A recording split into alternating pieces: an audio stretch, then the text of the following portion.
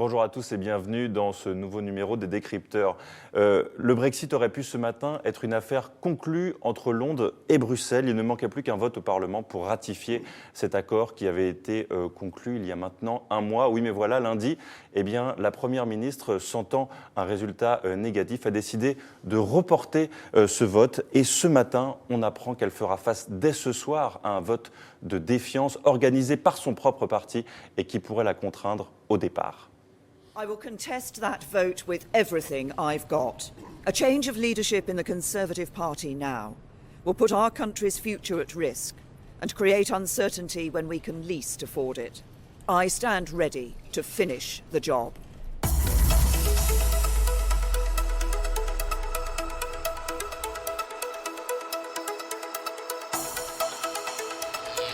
Jeremy Stubbs, bonjour. Bonjour. Vous êtes le chef des Conservatives in Paris, c'est l'antenne française du Parti conservateur britannique. La première question, c'est celle que tout le monde se pose aujourd'hui. Theresa May sera-t-elle encore Premier ministre ce soir ? Ce soir, à 22h, heure française, probablement. Rien n'est certain, mais c'est le plus probable. Je pense que tous ceux qui allaient voter, tous les députés du parti qui allaient voter pour son accord, voteront pour elle, et les autres qui allaient voter contre son accord voteront contre. Ça lui donnera probablement une majorité. Et malgré, on va dire, le fait qu'elle reste maintenant au pouvoir, c'est en tout cas le pronostic que vous faites, est-ce que la situation est encore gouvernable pour elle quand on voit qu'elle n'arrive plus à tenir ses propres troupes et qu'elle est obligée de reporter un vote qui allait lui échapper ? Oui, tout dépendra de ce qu'elle rapportera de Bruxelles. Et s'il n'y en a rien, en fait, je pense que ce sera fini pour elle. Et justement, encore ce matin, vous pouviez lire dans les pages du Figaro un article d'Anne Rovan disant que Bruxelles n'allait pas faire beaucoup de concessions et qu'il n'allait pas revenir sur cet accord. Vous le voyez, les 27 qui sont inflexibles face à May. Que peut-elle espérer finalement de ce séjour à Bruxelles ? Là, je ne sais absolument pas. Mais Bruxelles a toujours une tradition pour, comment dirais-je, tirer un lapin du chapeau ou de forme au dernier moment. On ne sait pas. Si vous voulez, il y a deux informations qui ont tué l'accord de Mme May. C'est d'abord quand le président français, M. Macron, a dit que la France, si elle n'a pas accès aux eaux territoriales pour la pêche du Royaume-Uni, la France allait maintenir le Royaume-Uni dans le filet de secours. Donc, il y a l'énonciation d'une intention à cet égard-là. Ensuite, le procureur général du Parlement au Royaume-Uni a donné son avis officiel selon lequel le Royaume-Uni serait potentiellement maintenu indéfiniment dans ce filet de sécurité. Donc, tout ça montre que l'accord de Mme May a cette faiblesse énorme qui ne plaît à personne au fond. Mais est-ce qu'aujourd'hui, le problème principal de l'accord qui a été signé par Theresa May, c'est qu'il a été signé par Theresa May et que justement elle cristallise aujourd'hui toute l'opposition et même une bonne part de son propre parti. Certes, vous le dites, ce soir elle pourrait poursuivre son travail de Première ministre, mais tout de même faire face à un vote de défiance dans un temps aussi critique, elle le dit elle-même, cela montre bien toute sa faiblesse aujourd'hui. Mais elle a un dernier filet de secours, je m'excuse d'utiliser l'expression, backstop, qui est que, oui, d'un côté, les gens sont assez excédés par ce qui se passe, mais l'alternative est peut-être pire, parce que s'il y a une nouvelle élection pour un leader du parti, ça va nous amener jusqu'au mois de janvier, sans doute, et au-delà peut-être. Donc, ça mettra en doute tout le processus, donc tout sera recommencé. Est-ce que l'électorat préfère tout recommencer plutôt que d'accepter l'accord peut-être bancal de Mme May ? C'est ça la grande question. Vous avez accepté de jouer le jeu des pronostics pour ce soir. Je vous en remercie. Peut-on en faire un autre si jamais elle perd ce vote ce soir, justement, qui pour lui succéder pour vous ? Le plus probable en ce moment, c'est Jeremy Hunt, le ministre des Affaires étrangères. Il est assez consensuel. Difficile d'être consensuel aujourd'hui. Oui, exactement. C'est un des seuls. Des gens comme Boris Johnson, Jacob Rees-Mogg ne font pas le consensus dans le parti, même s'ils sont très brillants on va dire.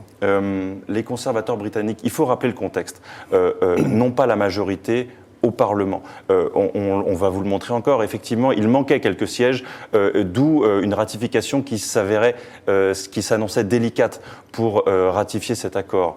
On a vu ensuite la Première ministre qui a senti que le vote allait lui échapper, elle décide de le reporter. Est-ce qu'avec le recul, vous vous dites pas que c'était un peu facile ? Est-ce que vous imaginez un président de la République en train de vouloir se faire réélire, qui annule le scrutin parce que les sondages lui sont défavorables ?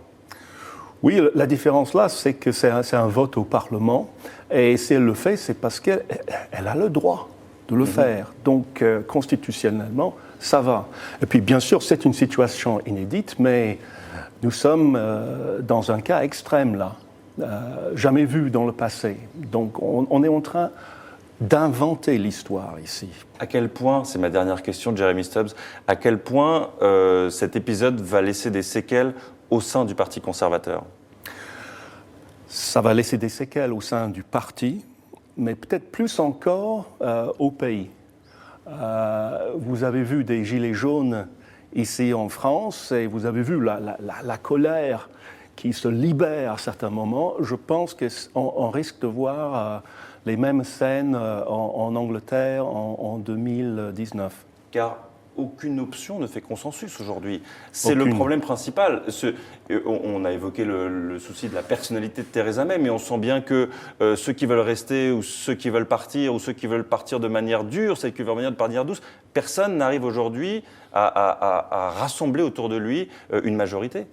Exactement. Et si j'ai évoqué les gilets jaunes, la différence en Angleterre sera qu'on aura des groupes de gilets jaunes, en quelque sorte, qui ne seront pas d'accord entre eux. Ce sera une sorte de guerre civile. Bon, j'exagère, c'est une forme d'hyperbole, mais on va vers des temps très difficiles. Très bien, merci beaucoup en tout cas Jeremy Stubbs d'avoir fait le déplacement pour nous donner votre sentiment sur cet imbroglio que l'on vit encore depuis 2 jours maintenant dans la politique britannique. Et cette décision du report, eh bien, elle a été évidemment dénoncée par le chef de l'opposition, le chef des travaillistes, Jeremy Corbyn. Écoutez, et c'était hier au Parlement britannique. This is no longer a functioning government, and the Prime Minister must admit her deal is dead. Her shambolic negotiations have ended in failure, and she no longer has the authority to negotiate for this country when she doesn't even have the authority of her own party. We have no confidence in this government. We need to do the appropriate thing at the appropriate time to have a motion of no confidence in order to get rid of this government. Catherine Mathieu, bonjour. Bonjour. Vous êtes économiste à l'OFCE.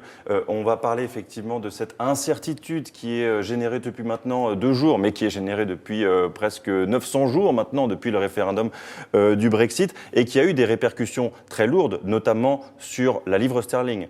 Oui, effectivement, on se trouve aujourd'hui un peu dans la même situation qu'au lendemain du référendum de juin 2016, où les marchés se rendent compte qu'en fait, le plan qui était envisagé jusqu'il y a quelques jours n'est pas celui qui va se réaliser, ou probablement pas celui qui va se réaliser. Ils ne savent pas ce qui va se passer. Et donc, effectivement, la livre a baissé depuis plusieurs jours. Et on le voit, elle se rapproche de plus en plus de l'euro, ce qui montre bien, elle est à son plus bas depuis 18 mois, je crois, oui. Ce qui montre bien la crise qui est en train de se dérouler, et elle touche aussi l'économie tout simplement du pays. Alors, il est encore un peu tôt pour dire si ce mouvement va durer. En fait, ce qui va être déterminant dans les prochains jours, c'est effectivement, comme vous le disiez à l'instant, de savoir ce qui va se passer pour Theresa May, quelle va être la suite donnée aux discussions sur l'accord de retrait du Royaume-Uni. Et il y a plusieurs cas possibles. Si effectivement... Ce qui semble difficile aujourd'hui à imaginer, très rapidement, une solution semble envisageable, la livre arrêtera de baisser. Dans ce cas-là, pour l'économie britannique, on n'aura pas un effet important à court terme. Mais si aucune solution politique n'est trouvée dans les prochains jours au Royaume-Uni, pour ce qui concerne la sortie du Royaume-Uni de l'Union européenne, dans ce cas, effectivement, la livre pourrait continuer à baisser et on verrait assez rapidement s'enclencher les mêmes phénomènes qu'on a vus il y a 2 ans. Donc le premier effet, ce serait celui d'avoir une accélération de l'inflation au Royaume-Uni, du fait de la hausse des prix importés. C'est vraiment encore tôt pour dire ça, parce qu'on a perdu quelques centimes, la livre a perdu quelques centimes aujourd'hui, 6 centimes à peu près en 2 jours par rapport à l'euro, donc ça n'est pas énorme. Mais en 2016, elle avait perdu 13% en quelques semaines. Et avec une baisse de 13%, effectivement, on voit assez rapidement une accélération de l'inflation importée, ce qui est le premier effet négatif de la baisse de la livre. Et est-ce qu'à très court terme, on peut anticiper une nouvelle baisse, notamment de la livre sterling, mais plus tout simplement de la bourse britannique, si jamais Theresa May doit quitter ses fonctions ce soir? Cela crée de l'incertitude, une fois de plus. Très probablement, et effectivement, les marchés détestent l'incertitude. Donc, si l'environnement politique reste très très incertain au Royaume-Uni, effectivement, on peut voir une baisse de la bourse. Encore une fois, en 2016, on avait vu, après le vote, une baisse de la bourse au Royaume-Uni, mais ça avait été ponctuel. Dès que la situation s'était clarifiée, on avait vu les marchés revenir à des évolutions normales. Et en fait, depuis 2 ans, la bourse britannique a évolué à peu près comme les bourses européennes. Pour redonner un tout petit peu de contexte, l'un des points majeurs qui empêchait ce deal d'être accepté par le Parlement britannique, c'était ce fameux backstop, ce qui promet, au moins temporairement, de ne pas rétablir la frontière avec l'Irlande du Nord. Mais en quoi c'est un enjeu économique majeur et qui a été déterminant, en tout cas, dans cet accord? Alors, c'est un enjeu économique majeur. C'est tout d'abord un enjeu politique, c'est vraiment ça l'élément le plus important. Et sur le plan économique, effectivement, ce que permet ce backstop, c'est au Royaume-Uni de rester dans l'union douanière avec l'Union européenne et donc, pour ce qui concerne les marchandises, de continuer à échanger librement avec le reste de l'Union européenne. Néanmoins, le Royaume-Uni n'étant plus dans l'Union européenne, si on se place à la fin de la période de transition dans laquelle le backstop pourrait jouer, s'il n'y a pas eu d'autres solutions trouvées à l'absence du retour d'une frontière en Irlande, le Royaume-Uni, dans ce cas-là, n'aurait plus voix au chapitre dans les décisions européennes, devrait respecter les réglementations européennes, mais aurait un libre accès au marché unique des marchandises.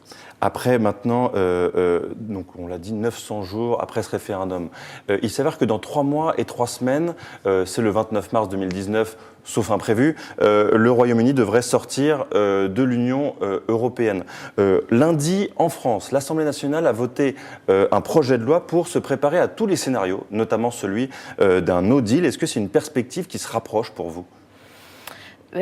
D'une certaine façon, les incertitudes politiques qui augmentent au Royaume-Uni font que, effectivement, la possibilité d'un no deal devient de plus en plus envisageable. Il faut bien voir quand même que du côté britannique, comme du côté des principaux pays européens, aujourd'hui, on a mis en place déjà des mesures pour pouvoir réagir en cas de no deal, faire face. En particulier, le Royaume-Uni a publié depuis de nombreux mois de nombreuses informations, de nombreuses notices à destination des citoyens, des entreprises, pour dire voilà comment vous devrez vous faire en cas de no deal pour vous déplacer, pour exporter vos marchandises, pour importer les marchandises. Donc déjà, un certain nombre de mesures sont en place. Mais jusqu'à présent, personne ne souhaite que ce no deal se produise. Ça serait vraiment négatif à la fois pour le Royaume-Uni comme pour l'Union européenne à très court terme, parce qu'il faudrait remettre en place des barrières douanières, il faudrait remettre en place des contrôles aux frontières. Enfin, ce serait quelque chose de négatif. Et justement, on parlait de la complexité d'avoir quelque chose qui fasse consensus, mais on a l'impression qu'effectivement, un no deal fait consensus contre lui. Personne ne veut de cela. Est-ce qu'il y a déjà aussi des études qui montrent tout simplement le prix à payer pour le Royaume-Uni concernant son économie en cas d'un no deal, qui serait, je suppose, bien plus grave qu'un deal accepté entre Londres et Bruxelles? Alors, il y a actuellement des scénarios qui ont été publiés. Ceux qui sont les plus négatifs sont ceux qui ont été publiés par la Banque d'Angleterre il y a quelques jours et qui disent qu'en cas de no deal, dans le scénario le pire, en fait, on pourrait avoir une baisse du PIB britannique de l'ordre de 10% à très court terme. Je pense que ça constitue un majorant, en fait, à la baisse qui pourrait avoir lieu. C'est quelque chose de très important. Mais il est difficile de savoir ce qui se passerait exactement en cas de no deal. On n'a jamais vu un pays sortir de l'Union européenne. On ne s'est jamais trouvé dans cette situation. Donc, on en est réduit à faire des scénarios. Et une dernière question, c'est tout de même fascinant de voir à quel point cette décision qui a été prise le 13 juin 2016, mais qui n'a pas encore été appliquée, provoque autant d'incertitudes et de conséquences économiques très concrètes finalement.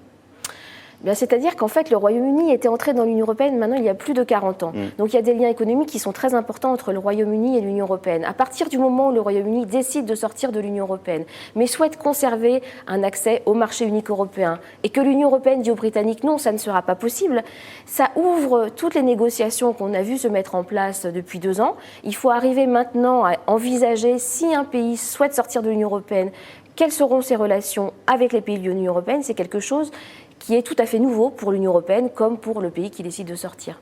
Merci beaucoup, Catherine Mathieu. On vous rejoint dans une poignée de secondes pour la deuxième partie de cette émission. Mais avant cela, c'était évidemment aussi côté européen que la surprise régnait après cette décision de Theresa May de reporter ce vote qui s'annonçait négatif au Parlement britannique. Écoutez le président de la Commission européenne, Jean-Claude Juncker. Je suis étonné parce que nous nous étions mis d'accord le 25 novembre avec le gouvernement britannique.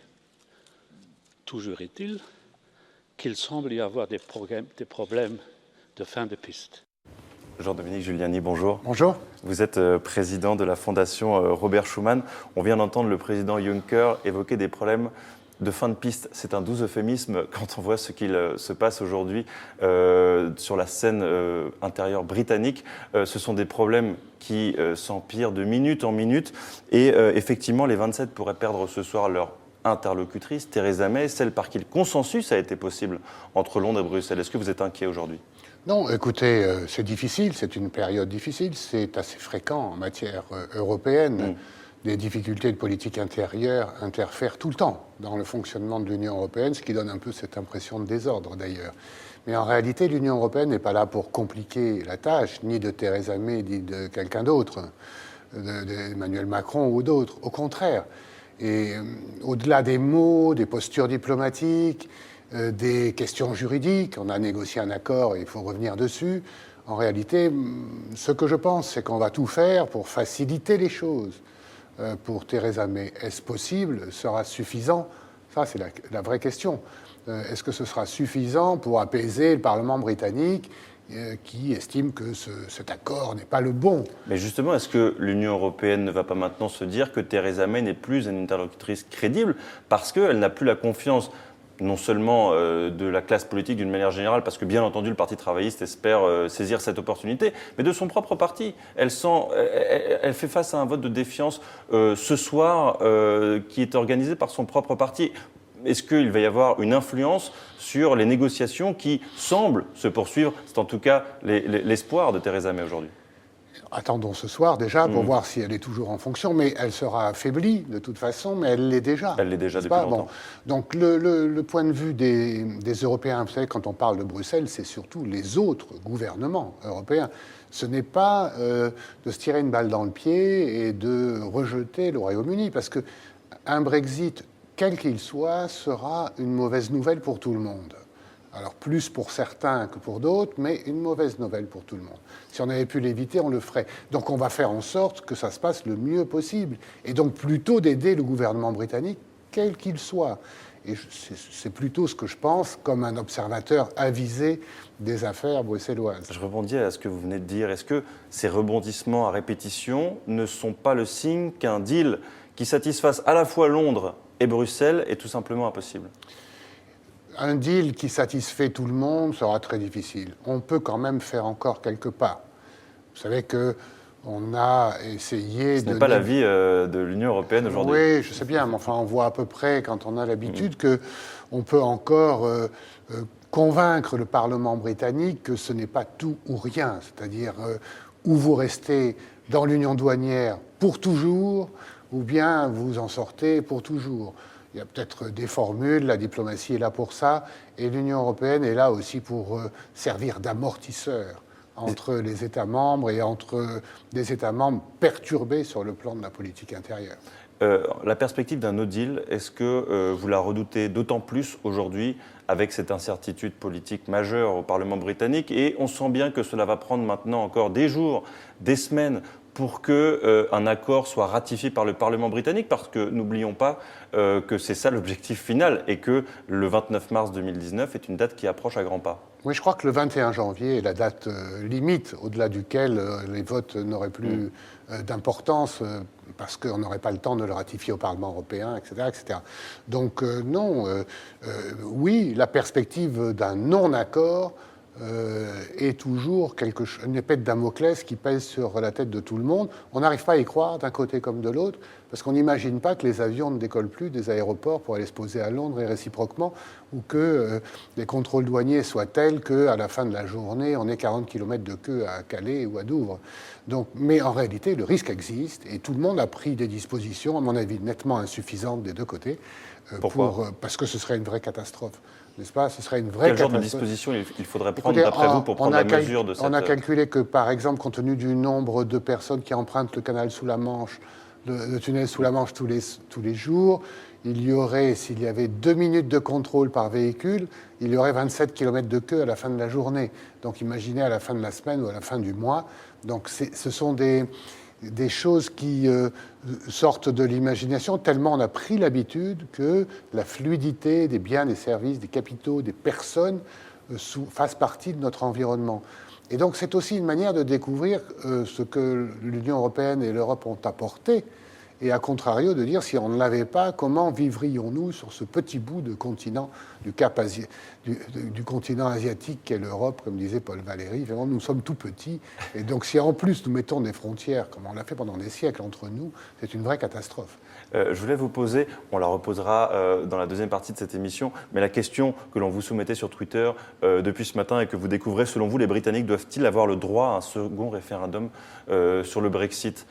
Qu'en pensez-vous? Est-ce que ce ne serait pas, pour l'Européen convaincu que vous êtes, la solution?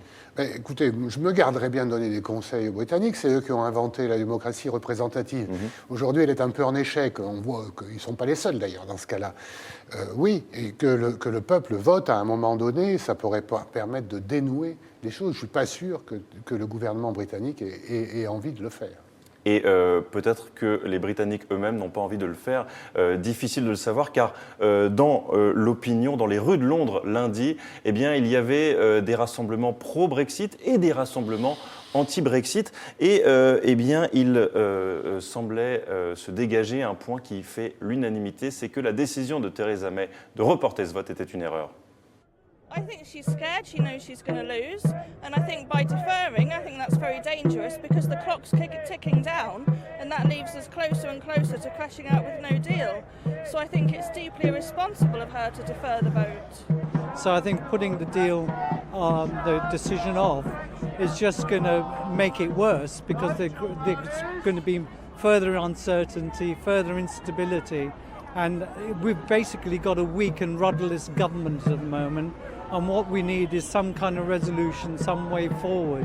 I'm frustrated. I think we need to move on quickly. The time is running out. The clock is running down.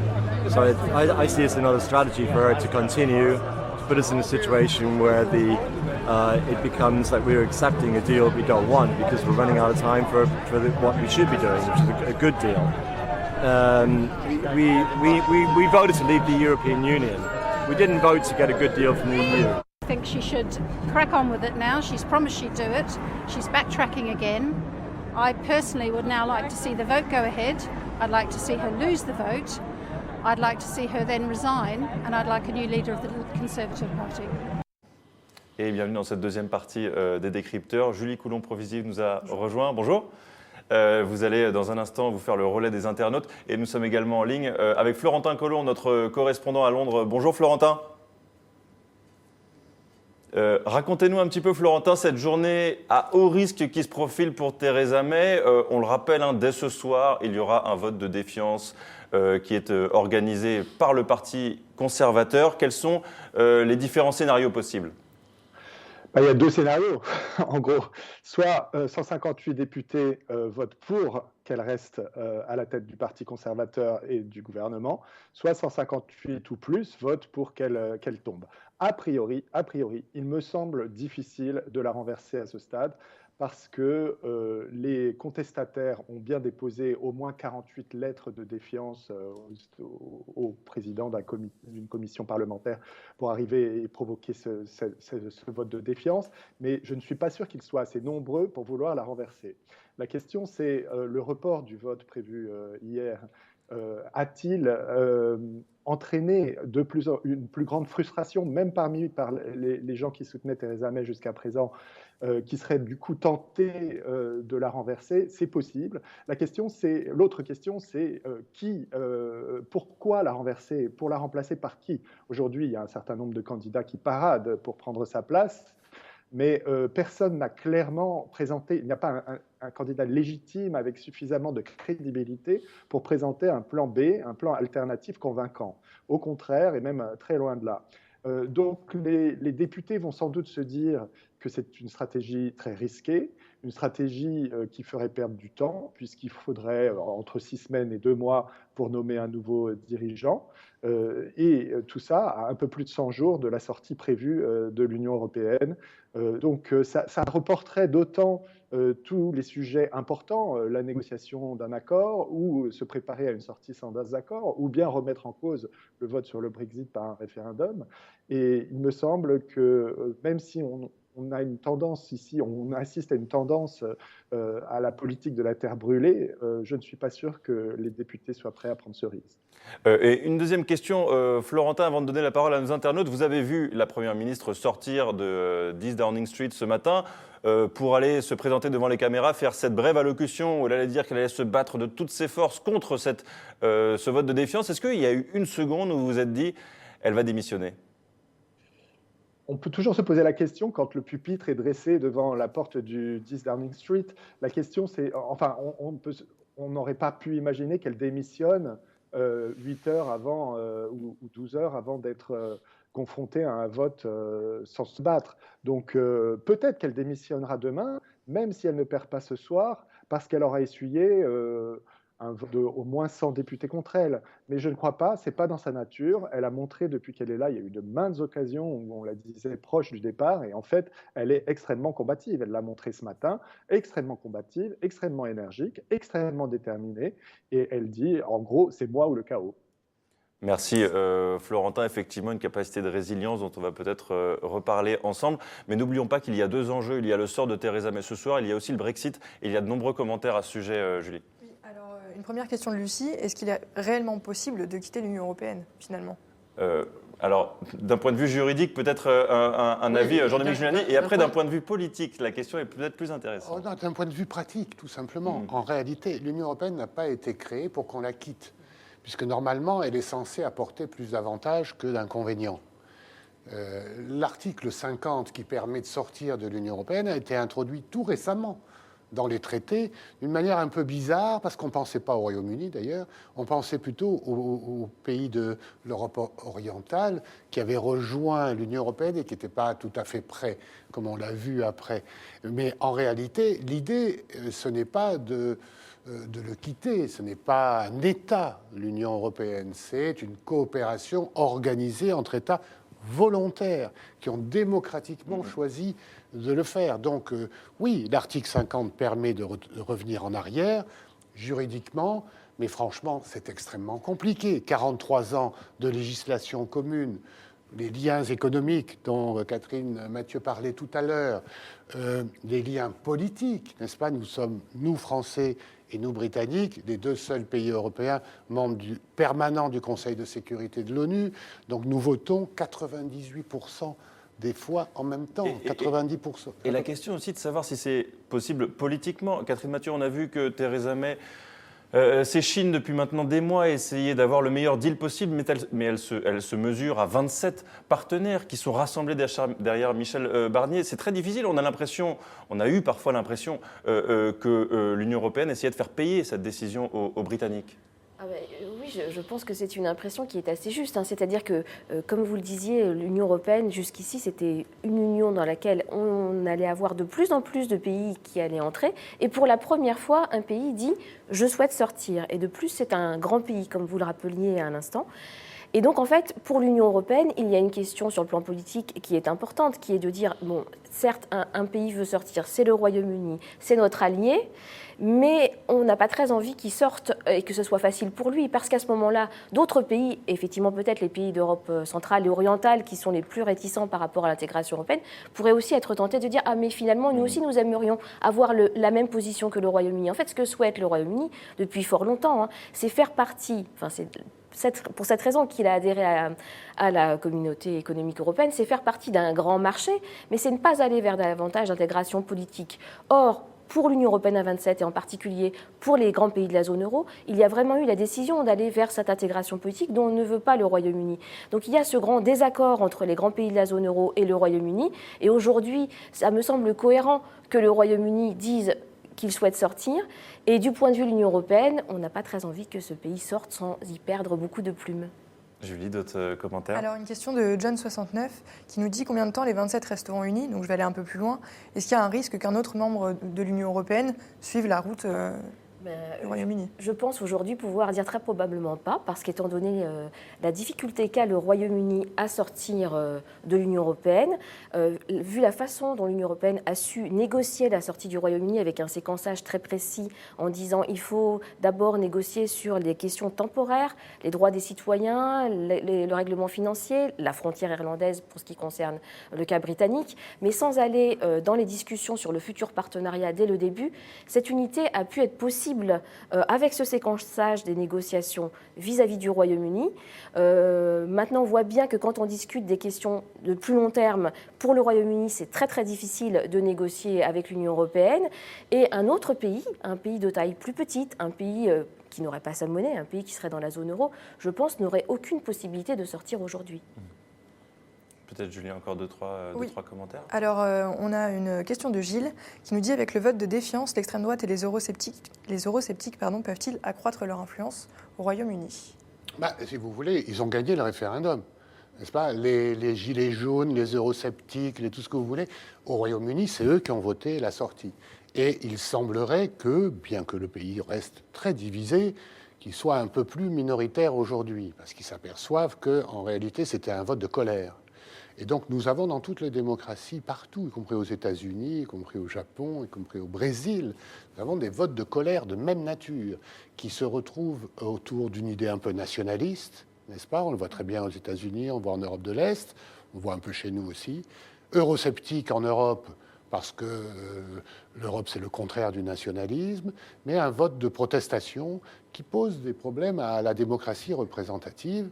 Et chaque fois qu'on donne la parole directement au peuple, on a un vote de colère, aussitôt regretté par la suite, ce qui légitime aussi le fait qu'on ait des représentants. Alors ça me rappelle, si vous permettez, une phrase de Jean-Jacques Rousseau, qui était, lui, pour la démocratie directe, contre les parlements, etc. Il disait « le peuple a toujours raison ». Parfois, il est mal inspiré. Et on a l'impression qu'en regardant les Britanniques, ils ont été un peu mal inspirés, mais ça peut arriver à tout le monde, y compris à nous. Florentin, je voulais aussi vous poser la question de Julie. Est-ce que cet imbroglio politique qui dure maintenant au Royaume-Uni profite aussi aux partis extrêmes ? Non, parce que paradoxalement, le vote en faveur du Brexit a provoqué l'effondrement des extrêmes. C'est-à-dire le parti UKIP, UK Independence Party de Nigel Farage, qui a été très très important dans le fait d'obtenir un référendum sur la sortie de l'Union et qui a été important dans la campagne, qui a joué un rôle important dans la campagne pour arriver à ce résultat, s'est complètement effondré depuis, a disparu, se perd aujourd'hui en querelle interne. Il était à plus de 14% des élections législatives aux élections législatives de 2015. Aujourd'hui, il ne fait même pas 1 ou 2% dans les sondages. Il est devenu un parti anti-islam. Même Nigel Farage, son fondateur, l'a quitté cette semaine.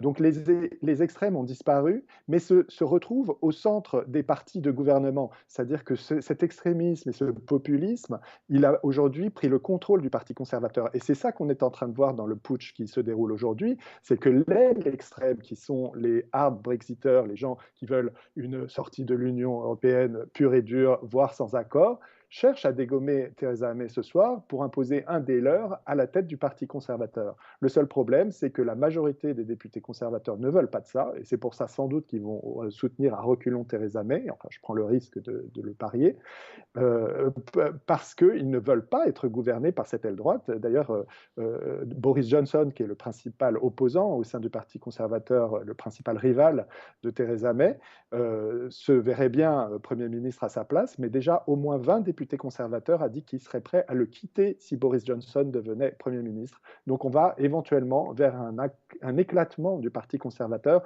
entre ces tendances modérées et plus à droite. Et c'est ce que vous décrivez aussi dans votre analyse aujourd'hui dans les pages du Figaro, cette passion autodestructrice qui a envahi aujourd'hui la classe politique britannique et qui pourrait faire les frais de la Première ministre ce soir. Oui, parce que l'idéologie qui a été mise sur la table sur le débat, lors du débat pour le référendum, qui était une idéologie eurosceptique en vigueur depuis des années, mais elle est devenue mainstream, elle a pris le contrôle de la vie politique britannique. Donc aujourd'hui, les partisans de cette idéologie, ils sont rongés par leurs idéaux et ils souffrent, ils sont frustrés de voir que Theresa May essaye de trouver un accord pragmatique, plein de concessions, loin de ce qu'elle avait promis, c'est vrai, sur la sortie de l'Union. Donc ils se sentent frustrés et trahis. Et ils voudraient imposer leur vision pure et dure, mais une vision qui évidemment est très très difficile à appliquer. On l'a vu, c'est ce qui était dit tout à l'heure, dans les négociations concrètes sur les aspects pragmatiques et pratiques de la sortie de l'Union européenne. Merci Florentin. Une dernière question, Julie ? Alors une dernière question, on parlait tout à l'heure du référendum et beaucoup parlent de la tenue d'un second référendum pour avoir un nouvel avis des Britanniques. Et c'est Mr Pop qui nous dit le problème des référendums, c'est que ça amène une réponse simpliste, binaire entre oui et non, et à des problèmes qui sont au final extrêmement complexes.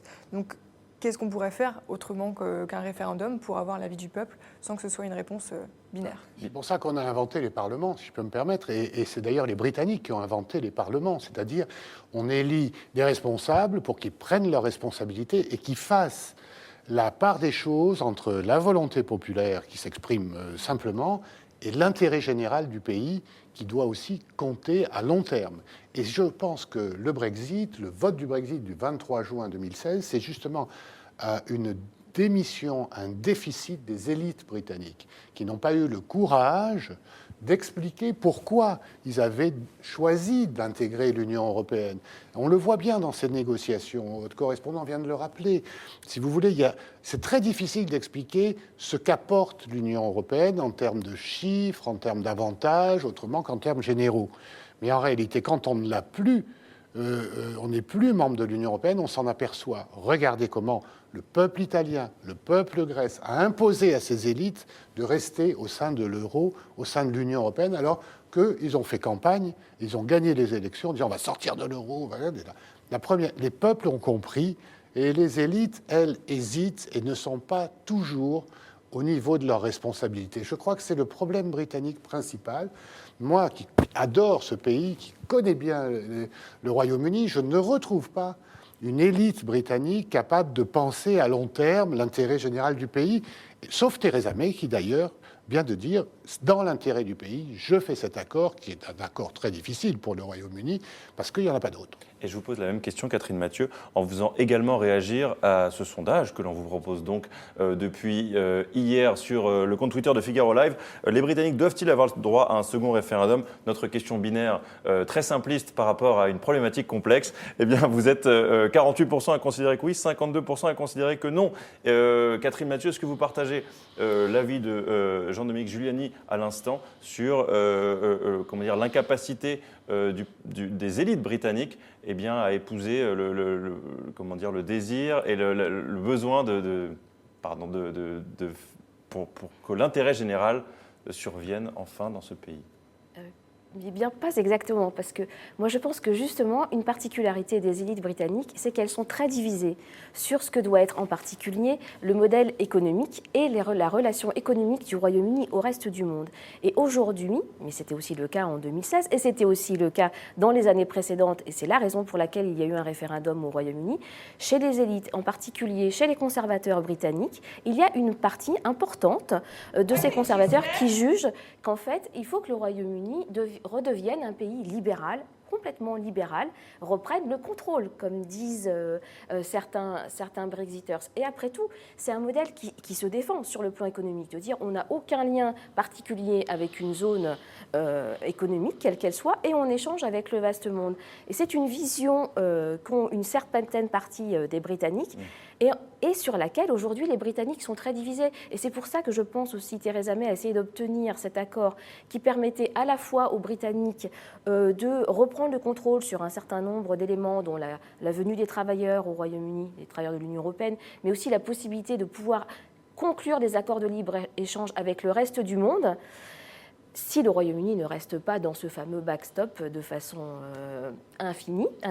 Et donc, en fait, il y a au sein, chez les Britanniques, toujours cette discussion sur quel type de modèle voulons-nous pour échanger avec le reste du monde. Ce qui n'est pas le cas en Italie ou en Grèce, où effectivement, dans le fond, les populations ont choisi d'entrer dans la zone euro, sont dans cette zone intégrée. Au Royaume-Uni, on a choisi de garder sa monnaie, on a choisi de ne pas entrer dans la zone euro, et on voudrait toujours garder une souveraineté dans tous les choix politiques et économiques que l'on fait. British Empire. C'est l'Empire britannique et la nostalgie. On a bien saisi la question du modèle à défendre et la deuxième question de qui pour le défendre, car tout cela pourrait changer dans les prochaines heures pour Theresa May. Merci à vous d'avoir été nos invités. Merci à Julie pour les questions des internautes. Merci à Florentin Collomb. Vous êtes donc notre correspondant à Londres. Et je vous rappelle que l'invité du talk dans quelques minutes est Christelle Morancet, présidente de la région des Pays de Loire, conseillère municipale du Mans. À demain pour un nouveau numéro des Décrypteurs. Ciao.